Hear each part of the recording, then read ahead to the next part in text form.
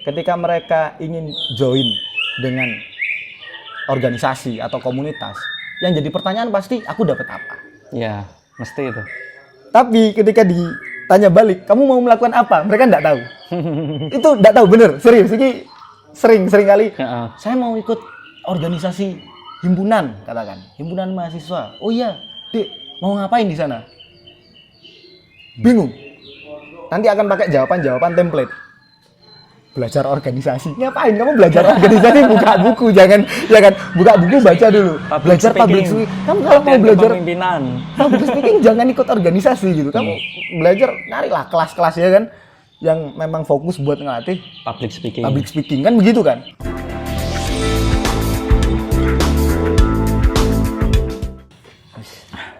Fik. Aku itu kuliah 5 tahun, tapi ora tahu jenenge ikut organisasi. Menurutmu organisasi itu piye sih, Fik? Penting ra ketika kita ikut organisasi?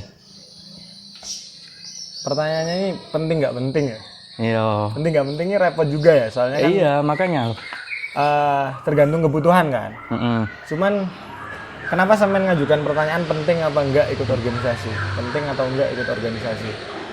Ya soalnya ya ketika kita ke kampus itu juga ikut organisasi itu tidak memberikan impact yang besar gitu loh untuk kita gitu loh sebagai mahasiswa gitu. Nah untuk hasilnya itu seperti apa kayak gitu? Kepemimpinan, latihan untuk bekerja sama dengan orang lain. Kita bisa menjalaninya dengan cara yang lain gitu. Misalnya kita itu berdiskusi dengan teman gitu kan tanpa harus ikut organisasi kayak gitu. Oke. Sebenarnya kalau dibilang apakah organisasi itu penting atau enggak, ya. Pertama kita pahami dulu kan kalau organisasi itu adalah sekumpulan orang yang punya tujuan tertentu dalam satu wadah yang sama. Ya benar. Nah, artinya gini, yang namanya organisasi itu tidak melulu organisasi yang tertera, yang tercantum di dalam kampus. Atau biasa kita kenal kalau mahasiswa kan organisasi intra ya kan? Ya, intra. BEM, himpunan mahasiswa, atau kalau di PTKIN itu kan jatuhnya Dewan Mahasiswa, Senat atau DPM. Sebenarnya nggak harus yang itu. Terus gimana kalau UKM? Ya nggak harus UKM juga. Kita kumpul kita bikin komunitasnya misal, komunitas pecinta burung bangau misal. Iya kan misal. Nah, ini kan organisasi tetap. Ini tapi kan organisasi. Itu ada tujuannya kalau kita bandingkan dengan komunitas. Maksudnya komunitas pecinta burung bangau. Orang itu juga secara nggak langsung punya tujuan untuk merawat atau melestarikan burung bangau. Iya. Kalau organisasi di kampus itu kayak masih ngawang-ngawang gitu loh. Agendanya itu untuk apa kayak gitu loh. Oke. Ya. Jadi pertanyaannya apa benar organisasi ini punya agenda? Iya. Berarti ini arahnya bukan organisasi ya. Iya. Lebih kerucut lagi ke organisasi mahasiswa. Kan begitu kan? Kalau misal dikatakan organisasi itu nggak penting, berarti masih ada dong atau masih terasa kan bahwa organisasi itu penting kayak organisasi pecinta burung bangau tadi misal. Yeah. Berarti ada tujuannya, tapi yang Mas Zabil persoalkan ini kan organisasi mahasiswa itu penting apa enggak sih? Ya? Karena kalau dibilang ikut kita juga dapat apa, ya kan? Meskipun yang dijanjikan sama organisasi apa sih? Ya. Gak bullshit juga bro, gak bullshit juga. Ya, jadi pokoknya kayak gitulah. Nah, oke, gini. Pertama di mahasiswa itu kalau menurut aku dipetakan dulu. Ada yang namanya organisator, ada yang namanya aktivis. Organisator sama aktivis itu beda. Organisator dengan aktivis itu beda. Yang mungkin sering kita dengar ya, PMII, HMI. Ini jatuhnya ke aktivis mahasiswa. Ya tapi kan? Kalau organisator itu biasanya yang masuknya di organisasi yang ada di dalam kampus. Makanya dipisahkan itu nanti kalau di ospek itu biasanya dijelaskan organisasi mahasiswa intra dan organisasi mahasiswa ekstra. Tapi biasanya yang ekstra ini nggak dijelaskan, cuman di spill kalau ada organisasi mahasiswa ekstra. Cuman yang dijelaskan biasanya kan mahasiswa intra. Nah, gini Pak, kalau yang mahasiswa ekstra tadi, yang seperti PMI, HMI tadi yang saya sebut, itu kenapa jatuhnya aktivis? Karena yang mereka soalkan itu biasanya bukan hanya lingkup kampus, tapi biasanya di masyarakat juga. Ya meskipun ada beberapa aktivis ini yang meresahkan ada. Contohnya ya kan? Yang bisa kita ambil dari masyarakat. Misal gini, pengawalan undang-undang katakan dengan demo, ya kan? Meskipun ada beberapa demo yang ujungnya ricuh, ya kan? Kita kesampingan itu, ya kan? Hampir setiap demo ricuh misal katakan. Tapi kita kesampingan itu, kalau nggak ada yang ngawal ini, kadang ya undang-undang atau kebijakan di pemerintah itu tinggal ngalir aja, ya kan? Akhirnya main ACC aja, nggak ada yang mantau. Nah biasanya kalangan-kalangan aktif di sini ikut mantau itu, Pak. Dari mana? Dari jalanan. Nah beda sama organisator di kampus. Kalau organisator di kampus, ya mereka geraknya, lingkupnya itu juga di kampus. Seringnya itu cuma di kampus. Nah, pertanyaan yang menarik dari Mas Zabil tadi ini, dapat apa gitu di organisasi kampus, ya kan? Kalau dilihat dari track recordnya sama juga kan, Mas Zabil ini kuliah 4 tahun, fast track, nggak terganggu dengan organisasi itu kan? Iya kan? Terganggu dan nggak merasakan apa-apa dari organisasi. Kedampak ke saya gitu loh. Itu ya. Oke. Tapi kalau aku pernah dengar, sama ini kan ikut Eljidal. Iya. Kalau di mungkin yang Uin tahu ya, ikut Eljidal. Salah satu komunitas. Yang mereka anggap itu komunitas. Komunitas yang menaungi teman-teman yang dia itu gemar atau ingin melatih kemampuan bahasa Arabnya. Iya. Iya kan? Nah, tapi kalau dilihat dari legal draftnya Mas, atau dilihat dari strukturalnya, Eljidal sendiri atau komunitas yang Mas Zabil ikuti itu juga organisasi. Ya, tahu kan? Kalau organisasi itu, tapi Eljidal itu punya perbedaan gitu loh. Jadi Eljidal itu selain melatih. Jadi yang Kak rasakan di Eljidal itu kayak melatih diri sendiri. Soalnya agendanya itu jelas. Eljidal wadah menaungi mahasiswa untuk lebih mengembangkan kemampuan dalam bahasa Arab. Itu. Jadi impact-nya udah jelas dari kan? Saya terima itu kan ya, anggaplah itu premisnya seperti itu. Iya, premisnya. Nah, sekarang saya katakan lagi, apakah Eljidal bukan bagian dari himpunan mahasiswa? Ya, bagian. Nah, otomatis, kan makanya saya bilang tadi, yang menjadi menarik itu pertanyaan Mas Zabil di awal, organisasinya itu menghasilkan apa? Iya. Kebetulan salah satu organisasi yang organisasi mahasiswa yang punya wadah baik, salah satunya kalau menurutku memang HMJ BSA itu baik gitu. Wadahnya ada Eljidal itu tadi kan. Eljidal. Yang terakhir kemarin menang ini ya di Qatar. Di Qatar juara 2. Itu kan karena memang punya komunitas yang itu ada kumpulan di organisasinya, ada lembaga semi otonom ya kan. Yang itu memang fokusnya melatih pengembangan mahasiswa. Tapi yang jadi persoalan, itu di BSA atau Bahasa Sastra Arab UIN. Iya. Lah gimana kalau jurusan yang lain kan begitu kan? Apa yang dijanjikan? Nah, ini sebelum kita masuk ke kita masuk ke organisasinya. Tapi sebelum kita masuk ke organisasi, kita balik ke mahasiswanya dulu. Mahasiswanya, apalagi tahun 2022 ya, nggak tahu kalau tahun-tahun sebelumnya gimana. Dari yang kita rasakan lah, angkatan kita, itu sudah mulai pragmatis, Pak. Ketika mereka ingin join dengan organisasi atau komunitas, yang jadi pertanyaan pasti aku dapat apa? Ya, mesti itu.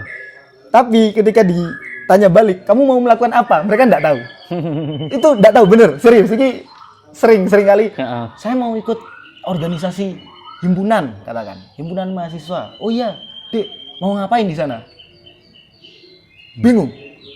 Nanti akan pakai jawaban template. Belajar organisasi. Ngapain kamu belajar organisasi? Buka buku, jangan buka buku, baca dulu. Belajar public speaking. Kamu kalau mau belajar public speaking jangan ikut organisasi gitu. Kamu belajar nyarilah kelas-kelas ya kan yang memang fokus buat ngelatih public speaking kan begitu kan. Mau latihan dasar kepemimpinan ngapain gitu? Punya hajat apa? Punya hajat politik lah kamu. Ya kan? Punya cita-cita apa? Kalau cita-citanya nggak kesana ngapain kan gitu? Itu Pak yang jadi persoalan.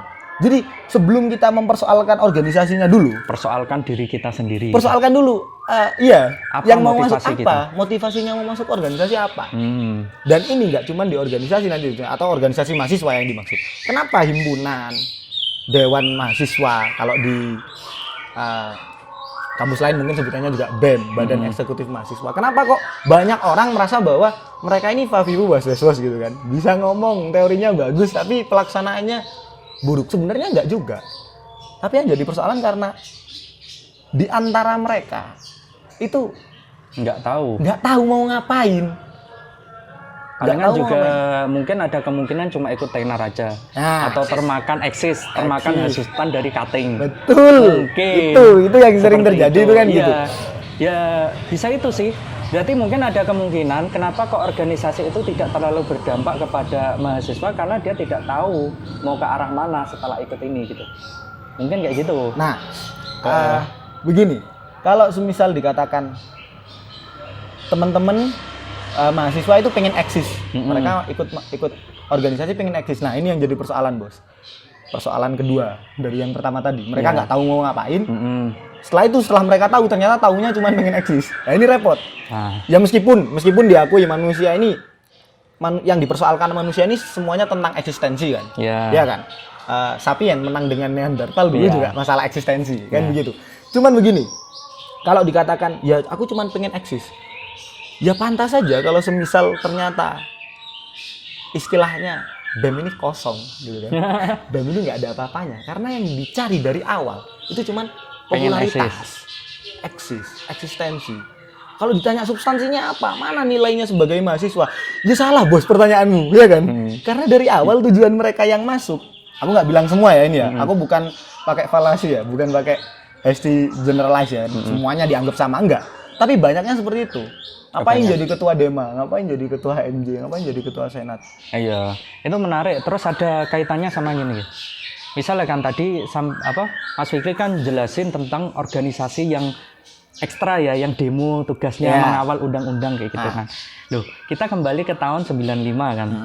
Yang krisis moneter, ya kan?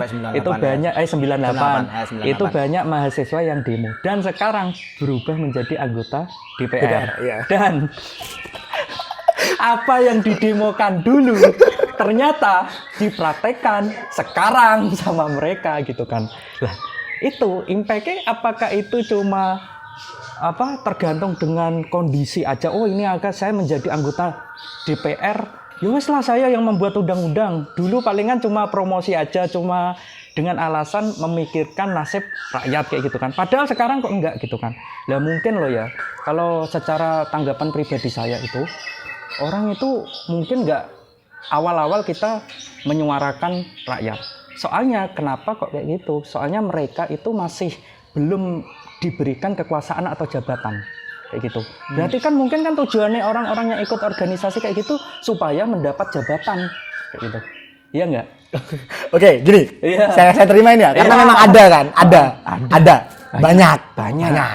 Yang kasus yang kartu kuning Pak Jokowi itu sekarang di mana kabarnya? Oke, gini ya, gini sebelumnya. Saya terima itu karena memang kita nemukan fenomena itu udah lama ya kan. Udah banyak. Jangankan yang generasi kita, mungkin yang di atas kita juga menyadari itu. Bahkan yang di bawah kita, yang setelah kita juga menyadari organisasi ekstra ini tujuannya politis. Ya, politis. Ya kan? Oke. Tapi gini, Pak. Kalau kita cuman bilang bahwa kita fokus pada orang-orang yang itu, benar. Kita kalau fokus pada orang-orang yang memang nanti masuk ke jajaran pejabat, ya benar. Memang tujuan mereka ke sana. Tapi sama pertanyaannya, pola pertanyaannya sama. Tujuan kamu masuk ke organisasi, tujuan kita masuk ke komunitas, ke satu golongan, tujuannya apa? Banyak juga kok dari yang ikut organisasi tapi nggak ke arah sana, ya kan? Mahbub Junaidi di PMI bukan jadi politisi, Nurholis Majid juga aktif nulis, ya kan? Dia ini. Artinya kalau memang tujuannya dari awal sudah politis, ya mau jangankan yang ikut organisasi ekstra, Pak. Yang nggak ikut organisasi ekstra, yang lulusan SMA aja bisa kok jadi DPR kan gitu kan. Jadi mantan korupsi aja bisa. Jadi kalau kita pakai asas bahwa orang-orang ekstra atau mahasiswa organisator ekstra itu arahnya ke politik, ya mungkin yang kita jumpai ya yang arahnya ke politik. Kita nggak jumpai yang arahnya ke kesenian, kita nggak jumpai yang arahnya ke kesusastraan, kita nggak jumpa sama mahasiswa yang arahnya ke akademis, iya kan? Kalau Mas sering jumpai yang itu pasti, ternyata nggak gitu. Tapi lebih masuk akal organisasi ekstra, arahnya mesti jelas. Misal ikut organisasi ekstra yang mana-mana lah katakan, mau jadi politisi, jelas Pak. Dari awal sudah. Aku mau jadi politisi. Nah yang repot, yang kata Samen tadi, himpunan ini sebenarnya ngapain sih? Ngapain gitu? Jadi tiba-tiba bikin acara gitu kan. Acaranya nggak jelas. Terus ospek. Iya kan? Sering ospek kan? Ospek. Ya ospek. Ospek itu kan nggak jelas itu. Nggak jelas. Nggak jelas. Terus ya kan? juga peloncoan kan ada peloncoan mesti kan? Pasti itu. Pasti kan. Lah, untuk apa? Pada menyuarakan not bullying gitu kan. Jangan membuli gitu kan. Padahal di ospek itu kelihatan adanya senioritas sama junior. Wah, itu yang parah itu. Ini, Bro. Kalau ini masih belum kejawab kan sebenarnya tujuannya belum kejawab. Dari tadi kan aku bukan muter-muter ya. Sebelum jawab ini kita jelasin dulu kan. Harus kita pisahkan dulu organisator mana, aktivis mana, gitu. organisasi intra mana, organisasi ekstra mana. Sebelum kita akhirnya jatuh pada jawaban tujuan organisasi kalau yang di kampus itu apa sebenarnya. Jadi gini, kelemahan organisasi di intra itu karena minimnya kreativitas. Kreativitasnya apa? Orang-orang di dalamnya.